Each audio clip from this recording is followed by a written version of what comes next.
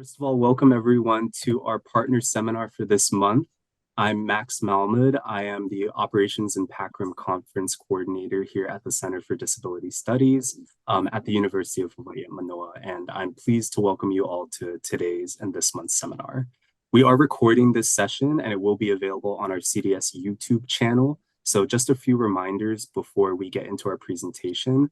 If you could please turn your cameras off during the presentation so we can highlight our speakers. But we do ask that you please mute your microphones as well until we get to the Q&A section or unless our speaker has an interactive section of their presentation. Also, feel free to use our chat for your comments or questions, and I'll be sure to collect any that are said throughout the session so that we can bring them up at the Q&A at the end of our presentation. We also have enabled the closed caption feature, so you may get an alert or notification about that.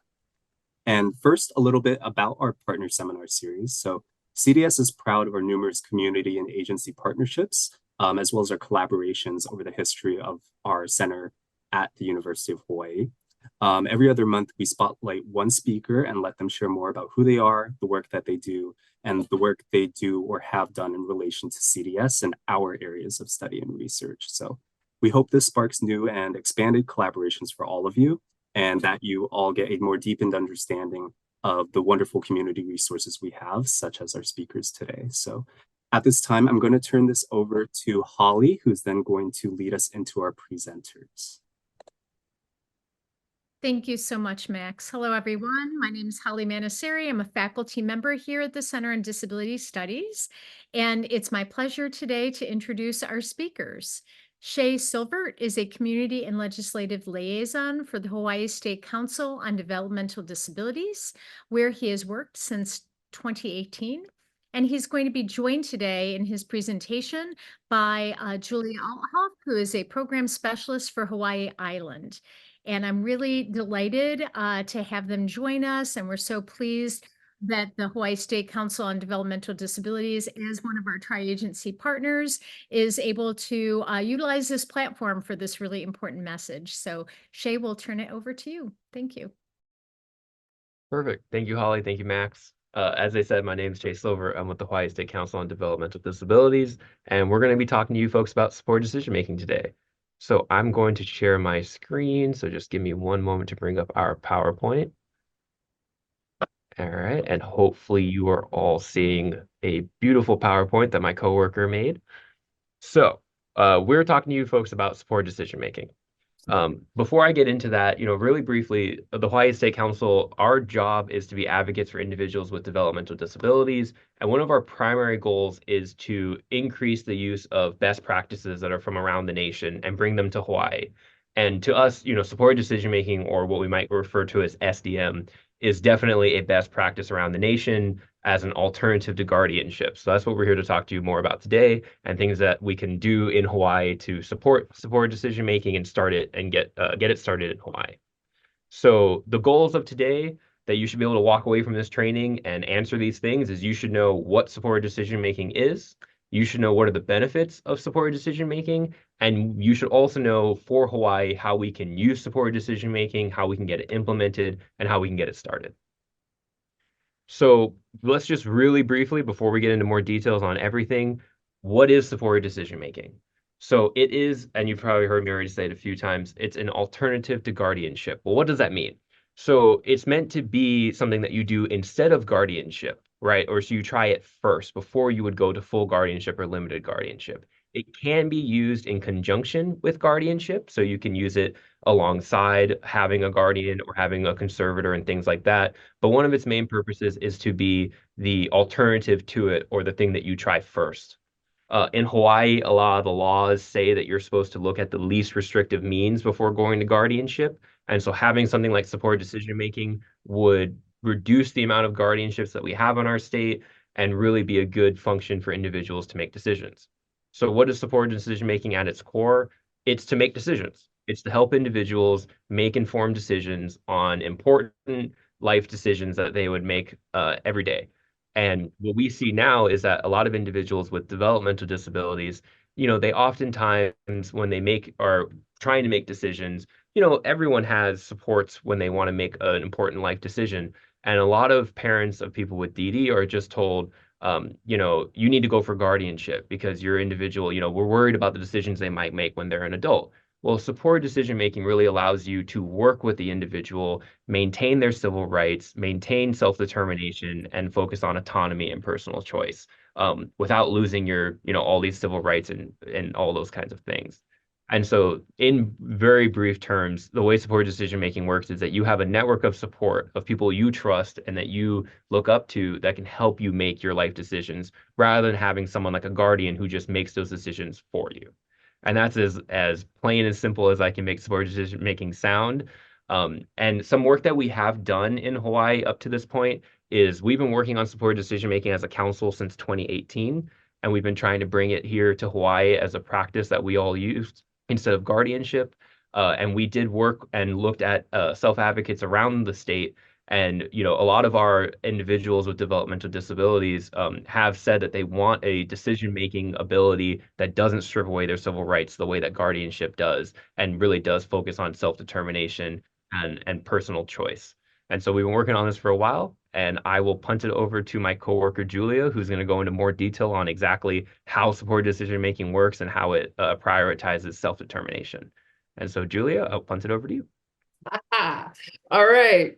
What you all didn't see was me scrambling in the background because something updated on my laptop overnight. And so I barely got on the laptop. I was on my phone before. So I appreciate for Che and Holly and Max your patience on that. And thanks everyone for attending. I'm really excited to do this presentation. I've worked in other states besides Hawaii, and I've seen this work. It's something I'm really passionate about, and I think it's just a really good process for people. I know kind of some of this I'm going to be preaching to the choir. This is a presentation designed to be able to be presented to just about anyone, self-advocates, parents, yeah, so just about anyone. And I've seen this work in both, like Che was saying, with guardianship and in conjunction with guardianship, like instead of or together with, to promote choice, right? We all know choice is the same as self-determination, and we all want to be able to make choices. And then we'll take questions and stuff at the end too. So, Che, if you can go to the next slide. So probably most of the people here are advocates of self-determination, but I do like to have my sites. So there are studies here that show that there's one from 98 and one from 2005 that show that folks are healthier, more independent, and more well-adjusted, more likely to work, and better able to recognize and resist abuse if their self-determination is maximized. Next slide.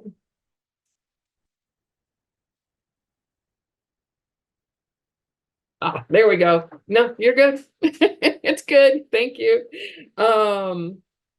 So without self-determination, right, we've all seen it. Probably there's kind of a learned helplessness, which can lead to hopelessness. And passivity. And I run into this all the time, right? I'm working with self-advocates and with the Self-Advocate Advisory Council, and they will often just, I'm trying to say, what do you guys want to do? And they will look to me and they're like, you're the boss. No, I'm not, right? I work for and with you. And it's just amazing. I love being able to see when people really start to get that they really do get to decide. Next slide. Like I said, I love my sites. So these are some more studies that have shown that people with disabilities who have greater self-determination have the better quality of life. One from 97, 2003, 2012, and 2014. Next slide. And then this one is kind of the converse of that, showing that people under guardianship guardianship can really have a negative impact on people's physical and mental health and ability to function. And that's from 2010. Thanks, Jay.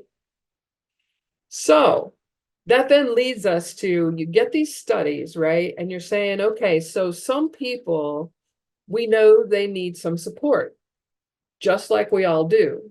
I don't know about you, but I tend to go to friends, family, and people to talk about the big, especially the big decisions, right? Healthcare stuff, financial decisions, which house do I want to buy? What do you think? So if we know that some people need support, and to satisfy courts and service providers and different things like that, they may need it in a more formal way than some of us engage in our regular life. We know that guardianship can right, lead to a decrease in their self-determination. And that self-determination leads to a healthier and happier life. What do we do? And so a lot of people put their heads together and came up with formalizing supported decision-making process. Next slide.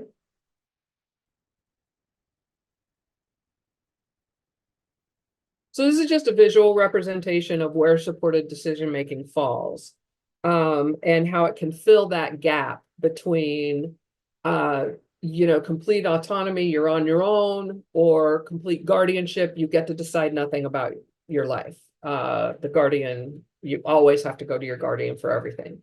So supported decision-making falls squarely in between those two. Next slide. I really wanted to drive this point home, especially with people who, if I'm working with adults who already have a guardian and or with their guardians, right? That just because there is guardianship doesn't mean you can't engage in supported decision-making. You can still engage in that. Next slide. So this one is a citation to a study from 2021 about this, and they have been using it long enough that they were able to do a study to show that it really does work.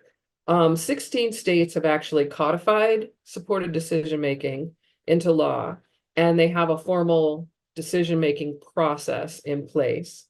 And if anybody's curious about which 16, more than happy to share. One of them, two of them, Missouri and Texas. I hate being behind either one of those, but I was born in Missouri. So, next slide. So this one is a representation of some of the tools.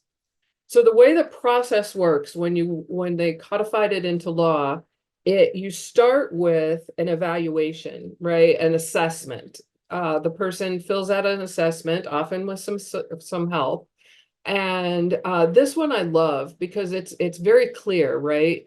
The options are, I can do this alone, I can do it with support, or I need someone else to do this. I prefer with me instead of for me, but that's one of the choices. So people can go through and do this assessment and decide where they need help. Like someone might not need any help with deciding what they're going to have for lunch, but they might need help with doctor visits and making choices about, or something like making choices about birth control and what kind of birth control method are they interested in, or do they need it at all? So some of those bigger decisions, and you fill out this assessment. Next slide. Oh, good. You're doing it right from Canva. Right before this, I switched a couple of slides. So this is an example of one of the statutory supported decision-making forms. I think I got this one. I might have gotten this one from Texas. But anyway, when they codify supported decision-making, they often include these forms. Now, some people don't want to make it quite as formal. And I've seen some less formal agreements, but once we've done the assessment and decide where, and the person decides where they want support, then they have this form that they can fill out and say, so Julia is my supporter number one, and I want Julia to help me make decisions about, and they get to check the boxes, where I work or how I spend my money, that kind of thing. And then there's a section down there that says specifically what they don't want. So just in case there's something that they're like, hey, you know what? I do not trust Julia at all to be talking about my healthcare. They can fill that in and say, Julia's going to help me with these things, but she is not going to help me with this. And then there's, it's a longer form, right? And you can list supporter number 2, supporter number 3, however many you need. Next slide. This is a visual representation of how it works. And pretty much it's how any of us make a decision, right? You think about the decision, what is the thing that I need to decide, kind of honing in on what is the issue. Get the right people to the table or right person, whoever that might be. Think through what the options and potential consequences are. And that's a lot of times where some of the folks I work with need some help, right? Thinking about what, worst case scenario, best case scenario, how is this going to affect me? Then you put the decision into effect, and then you can reflect on how that went. And of course, just like any of us, you can always adjust it. Next slide. Now, a lot of people get really scared about supported decision making and think that there need to be protections in place. And sometimes that's true, right? So there are financial supports that you can put in place that go along with the supported decision making agreement. So the financial supports would be things like an ABLE account. You could have a joint bank account. There can be representative payees, trusts, special needs trusts, power of attorney, releases of information, those kinds of things. Next slide. And then this lists some that are more specific to legal support, powers of attorney, healthcare directives, releases of information so that the person who is supporting them can get the information direct from, say, a doctor or something like that. Living wills, those kinds of things. And all of this can be done together with supported decision-making or instead of guardianship. Next slide. So the ultimate goal, I think that we all have, is that the people with the disability will have the same opportunities as non-disabled peers. And like I said, that's one of the reasons that I'm so passionate about the issue. So yeah, did I whip through that too fast? No, it's okay. Does anyone have questions for me before, because there's a couple more slides, but I'm gonna Oh, no worries. We'll take all the questions at the end together. at the end. Okay. Yeah. Okay, Jay, you go. Okay. Perfect. Okay. Hi, everybody. I'm back. So essentially, you just heard from Julia what supported decision making is, how more of the detailed process works, and kind of what the, why it's important and why it can really help, especially our individuals with developmental disabilities. A few things I did want to highlight is that, SDM or supported decision making is not just for people with developmental disabilities. It can be for Kapuna, and it can be for anybody or any kind of community member that wants supports making decisions in their lives. So, we come from the DD Council, the Developmental Disability Council, so we obviously are prioritizing individuals with developmental disabilities.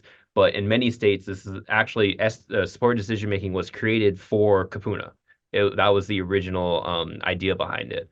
And so it can be used for a plethora of different community members as well when they want to make supported decisions.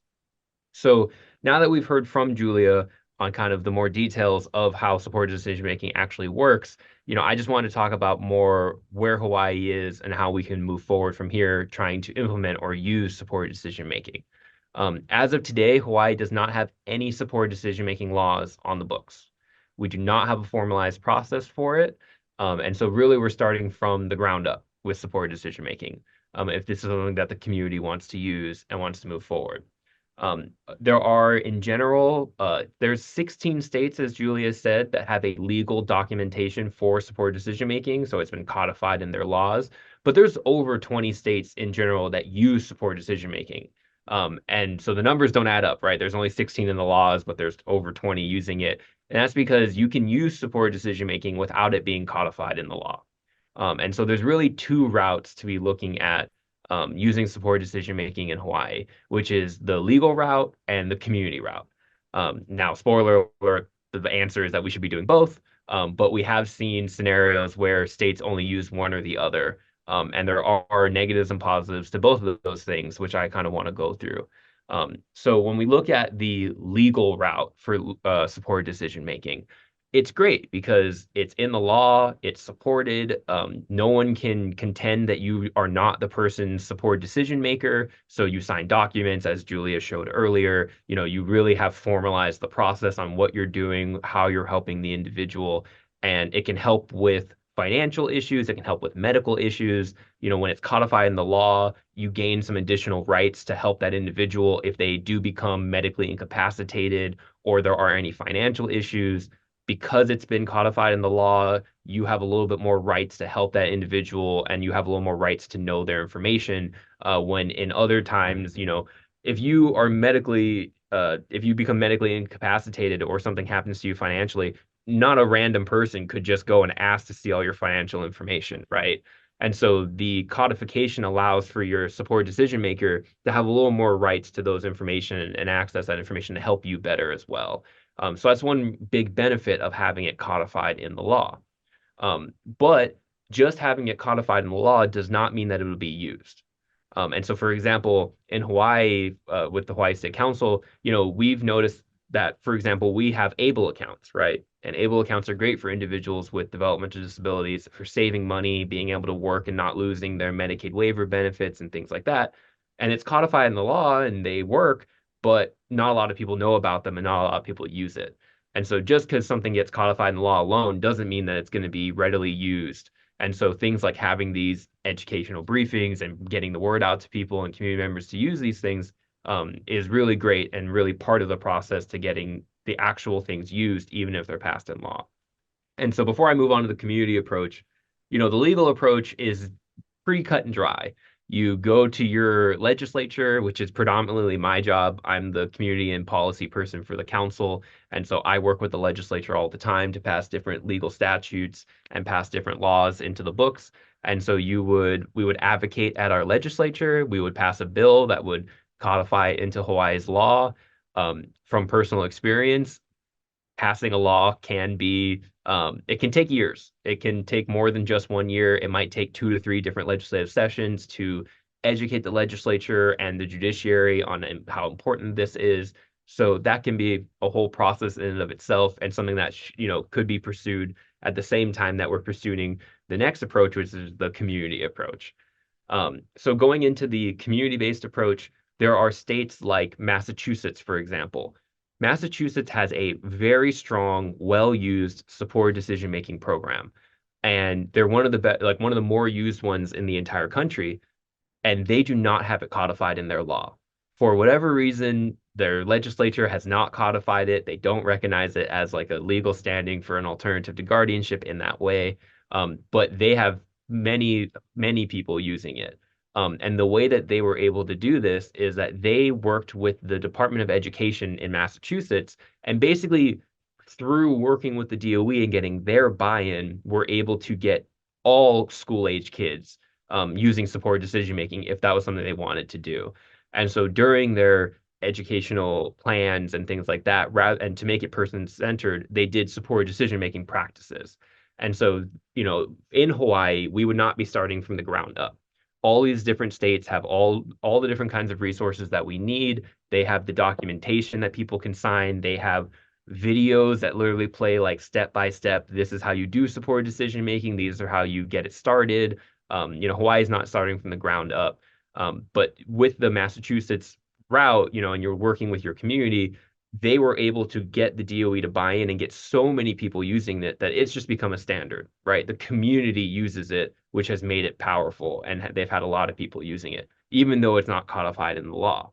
Like I said, spoiler alert, ideally you do both things, right? You have a huge community buy-in, you're working with your community partners, they're working with you and getting as many people using SDM as possible. And you also have it codified in the law so that you have the benefits of all of these agreements being legally binding and having that legal weight behind them so you can have the financial, medical, and really support the individual, and really truly make it an alternative to guardianship. And I just want to clarify, when we say an alternative to guardianship, some people, when we talk about SDM, well, they get nervous. Well, what if I really do believe that my child or this individual needs a guardian because I just don't feel comfortable with the kind of decisions they're making. As an alternative, it's not instead of necessarily. So it's maybe something that you could try first. So you try supported decision making. You work with the individual to see if supported decision making is a good fit for them. And if repeatedly the individual doesn't respect the process, right? They ignore the advice of the decision makers and they don't really respect the people that they're working with, and they make decisions contrary to what they're supposed to be doing, well, then that's an individual you might go for guardianship afterwards. But it's something that you do try, and then you would go for guardianship. And so in these different states, we've seen different ways that supported decision making has been used and promoted. Alaska is a good example of a state that recently got it passed in their legislature. And for them, it was quite easy. It only took a year, and they were able to get it codified, and it's in their law, and people are using it, and it works for them. And so for Hawaii, just to reiterate, we're starting from the bare bones. The council has been working on this since 2018 to bring awareness and get education going. I want to make it clear that anyone today in this meeting, if they have an individual they want to work with and try to do supported decision making, you can do that. As I said, you can just do supported decision making as a practice. It doesn't have to have that legal representation attached to it to work. You can work with individuals to increase their capacity, make better decisions, and hopefully have a better quality of life. And so that's really the point of supported decision making. It's the point of why we're here talking to you today. And I think that's all we have for you folks. We really wanted to make sure that you understood what supported decision making was, how it works, why you should be doing it, and how we can be, working in Hawaii to get it started. And we're really just trying to bring awareness to supported decision making, and bring the knowledge that we have. And with that, I would turn over to any questions from the audience. And Max, you can tell me if I'm in charge of this or you're in charge of this. No worries, Shay. Thank you both, Shay and Julia, for your presentation. I do have just a little bit of information before we transition into our Q&A session. So yes, first of all, thank you both. I know somebody in the chat asked about the slides being provided. So as a reminder, we will upload, and this is being recorded to be uploaded to our YouTube page, our CDS YouTube page. So that will include everything you've seen and heard here, including these slides for your resource. We also will put a link in the chat very soon so that you can sign up for our CDS newsletter in case you would like to be alerted for our future seminars, including this one, when they get posted. And you also get more information about CDS and what's going on with the organization. We'll also leave a brief link to a survey. We really appreciate your feedback. So if you don't mind filling out this brief survey with your experience on our seminar, it will really help us for the future. And you will also get a link automatically sent to you when you leave this Zoom room. But for now, with the time we have left, we will transition to our Q&A section. If you don't have any questions, you're welcome to leave at your own convenience if needed. But otherwise, please feel free to stick around and hear the rest of our questions. So you're welcome to put them in the chat, or if you feel comfortable to, you can unmute yourself and ask directly. Max, I see a question in the chat. Can I read it? Go ahead. Okay, so Martha says, have you introduced any bills this session? No. So as of right now, we have not produced any supported decision-making bills in the legislature. And the reason for that is, at least in my experience, you have to when you want to get a bill like this passed, you really should do your due diligence and try to work with the community to start implementing it, right? To show the legislature the value of the thing you want to do. And so one of the main things that we are working on, especially this year, I'm only one person, so I can only do so much. We really want to work on doing a pilot project with, a handful of individuals, Kapuna, individuals with developmental disabilities, and run that pilot project and show that supported decision making can work in Hawaii and the benefits of it. And then with that pilot project, having the results of it that I would assume are positive, we could go to the legislature, show that we have community buy-in, which would take possibly working with the Department of Education, and that we had this pilot project that shows that it works. And then we can introduce a bill, and hopefully we get passed within the first year that it introduces if you do all that legwork. So no, to answer your question, but that's why. Ooh, and I see a good one that I love. The hardest issues for some of our families is when the individual with the disability wants a romantic or more intimate relationship. The parents often disagree with the individual. If the individual says they want to make all decisions without help for this, that is a deal breaker for the parents. Yeah, I think that's one of the important distinctions here. And I think that that's, like Che was saying, if the person is doing something contrary to what they're supposed to be doing, well, who gets to decide that? Right? Like, I don't know. I dated some people my parents weren't real thrilled with, right? And everything worked out okay. I think the big standard is going to be, right, if it's something truly dangerous or unsafe, right? Just because the parents don't like someone. If you've got somebody who's 35 years old, they should get to decide, if they have that capacity. And I know that's something that we all deal with. When I ran a group home, I had a woman living there that parents were guardians, and they're like, she cannot be sexually active. Well, what are you gonna do? Right? It's like people find a way. So lots of education around that. And I know I'm a parent as well. And I know that it can be really hard, right, for parents to sort of let go that you get to determine this for that person. And we do a lot of education around that issue also in our healthy relationships and sexuality training, which we can do for anybody that gets in touch with us. But I know that's a big one, but I also think it's an important one. All right. And then I see a question from Sam Smith, which is basically like a resource question, providing the different trainings or the documents or things like that, of things we've discussed. We have like a master document list of things that we believe are the best practices. So documents from Massachusetts on how they have an agreement, things like that. So Max or Holly, we have that list, and I don't know if we can share it with individuals through like an email blast, or I can just email into people individually for that. However we can share that, we have that information. Yeah, I put my email in the chat too, so folks can also just email me directly if you have something specific that you would like to have some links to, or even just talk about things. I'm fine to talk story. So another question I see is any recommendations on how to integrate supported decision-making that will pass a family court judge legal standing for supplemental/special needs trust? Oh, that's a good one. So I believe other states have done this. So there is precedent for where we can pull legislative language for if this were introduced as a bill to make sure that it does meet that standard. Also, we on the council have been working with the judiciary on a number of other issues as well. So we do have access specifically to family court judges and the probate committee. So there are things that we can, when we get to legislation, that's something we could account for and hopefully try to bring that standard in as well.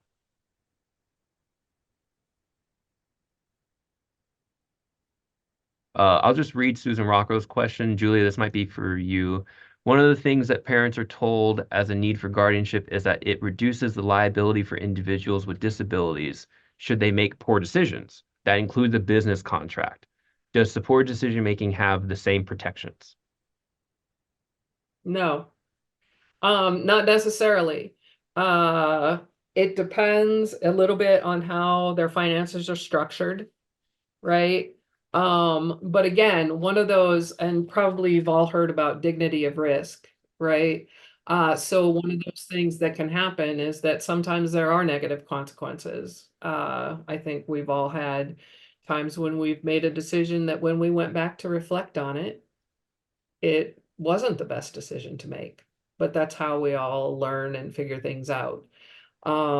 We can't protect people and shouldn't try to protect people from every negative consequence. So no, it wouldn't protect from liability, although if you structure the resources in the right ways, they wouldn't have the same negative consequences as, like, being able to take out a lien on somebody's house or something like that.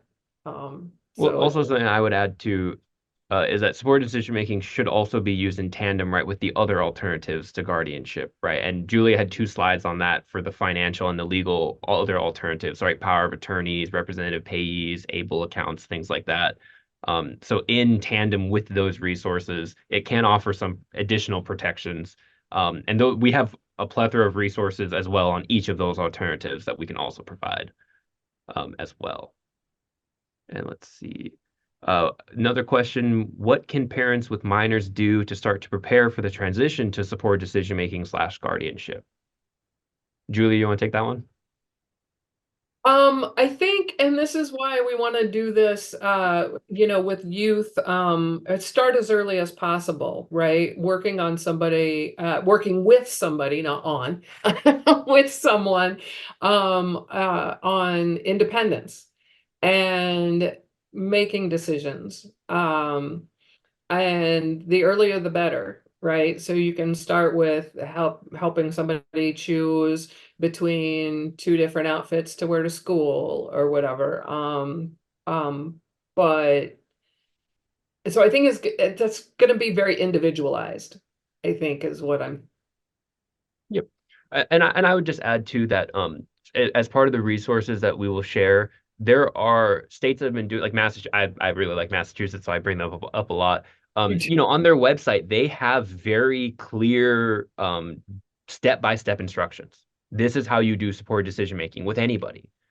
It's not I don't want to say it's not rocket science, but it is, they have very clear steps. They lay it out step by step. If you have any question you have or how to do it, they have a Q&A question section. They've answered it. It's all about just doing for now, because Hawaii doesn't have a formalized process. If you wanted to do something like SDM, there's nothing stopping you from looking at Massachusetts or looking at the resources that we provide, and then just to the best of your ability, start practicing those behaviors and those different ways of doing interaction with people and making decisions.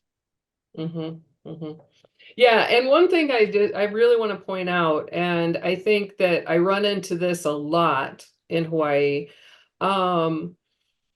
People, like, to get guardianship costs some money and you have to go through this process, but then everything else is covered. And people often fall back on guardianship as a matter of convenience. When, if you really think about it, is that really a justification to take away somebody's civil rights? And so that, I think, is a thing to emphasize with families, with the person that you're working with, right? It's not good to take away somebody's self-determination and civil rights just as a matter of convenience. Right. It's just easier. And then Julia, I think this one's for you because it's more nitty-gritty. It's from Susan Rocco. What mechanism does the individual with the disability have to change his or her team members? So I'm assuming the support decision-making individual they've chosen. Oh, yeah, that can be updated anytime you want. Right. And so, yeah, and Julia, correct me if I'm wrong. My knowledge is you don't like the person, or, it's not working out. There's many backups, and that's part of the process. You have your primary one, You have your secondary, third, fourth, and you can just go down your list, to my understanding. Yeah, yeah, and obviously it will need to be updated on various occasions, right? If somebody chose a staff member and that staff member moves or no doesn't want to do it anymore or whatever, then they can just update that and then file that updated supported decision-making agreement. Great. And I did want to mention we are going to do a presentation just like this to the transition coordinators meeting, which is for DOE. So we are actively trying to work to start that community building and making SDM started in Hawaii. Just to get FYI for everybody. We have another question. Do you take referrals to help families with this? If so, who should they contact, or do you know where we can refer people to? To my knowledge, as of right now, there is no, for Hawaii, there's no formalized call this person, they know X, Y, and Z. But we at the council know a lot of things about sport decision making and can help you to the best of our ability with the knowledge that we have and how other states have used it. And I was going to say we're supposed to, we are proponents of best practices. We're the resource to the community and to legislatures about all the best practices that we want to bring to Hawaii. So I guess the answer to that is technically there's no formal one, but it would be us. I put my number in there in case somebody doesn't want to do email and wants to call. Perfect. Thanks, Julia.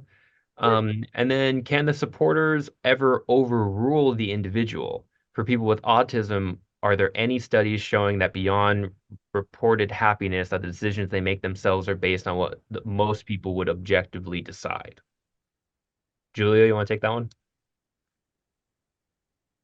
Sure. I'd say it's mostly the can the supporter, so the SDM support person, ever overrule the individual's decision? No. That's what I thought. Now I actually this Well, that's kind of the whole point, right? I mean, why would you? Why would you?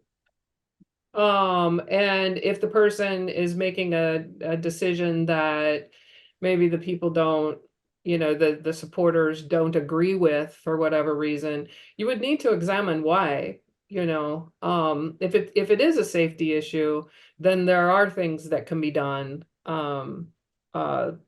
legally in the legal system, but not necessarily that they could override that person's decision. The whole point is self-determination.